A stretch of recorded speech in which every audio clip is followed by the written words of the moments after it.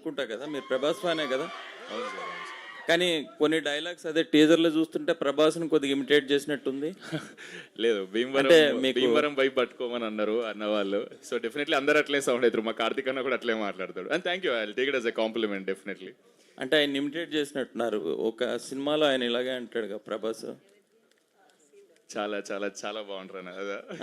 ఆ సినిమా ఆ సీన్ త్రిషతో అంటాడు. ఎగ్జాక్ట్లీ. ఎందుకంటే ఈ సినిమాలో మేము చెప్పాలా, ఈ సినిమాలో వర్షం సినిమాకి రిలీజ్ కి తీసుకెళ్తాం అనమాట.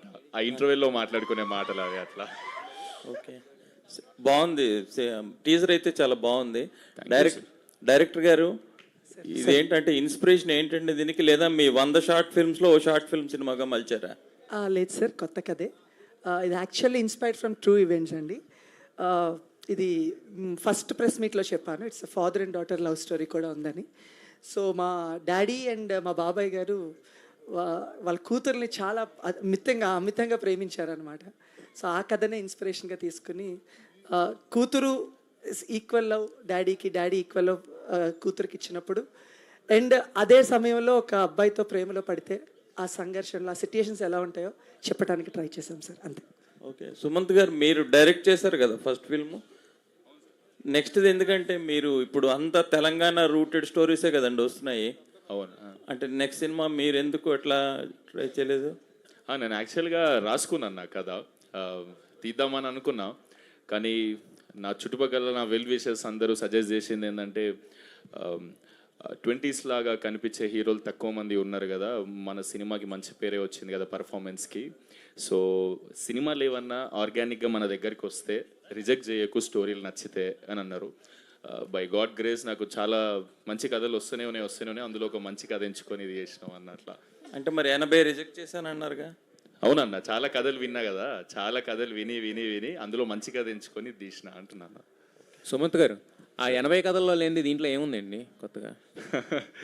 ఏదో అన్న, అంటే వింటున్నప్పుడు ఎనర్జీ, పాజిటివ్ వైబ్ నాకు చాలా మంచిగా అనిపించింది.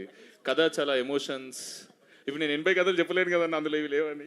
అంటే దీంట్లో ఏమైనా కొత్తగా ఉంటుందా, లేదా అందరికి తెలిసి రిలేట్ అయ్యేలా ఉంటుందా, ఎలా ఉండవు? ఇది రిలేటబుల్ కథ అన్న. ఇది అంటే మనం ఎప్పుడు చూడని కథ కాదు. డెఫినెట్లీ తండ్రి కూతురు లవ్ స్టోరీ అని అంటే నీకు ఆ ఎమోషన్ని చాలా బ్యూటిఫుల్ మ్యూజిక్తో, చాలా బ్యూటిఫుల్ మాటలతో ఎట్లా క్యాప్చర్ చేసారు అనేది మీరు చూడండి, చాలా ఇంప్రెస్ అవుతారని కోరుకుంటున్నా. అండ్ చాలా మంచి సినిమా తీసారు. నేను రీసెంట్గానే చూసిన 4-5 days బ్యాక్. నాకు భయం ఉండే, ఎందుకంటే ఈ సినిమాలో నేను ఇంట్రోవర్ట్ లేకుండా కొంచెం semi introvert kind of. So అది నేను ఎట్లా చేస్తానా, బయట నేను ఎక్కువ మాట్లాడతా, అంటే గట్టిగా మాట్లాడతా. సో ఇది చేస్తున్నప్పుడు నేను ఎట్లా చేసిన అనుకుని 4 days బ్యాక్ సినిమా చూసుకుంటే నాకు భయం పోయింది. నేను చాలా హ్యాపీగా చెప్పుకోవచ్చు, నేను గోదావరి గట్టుపైన సినిమా చేసిన అని.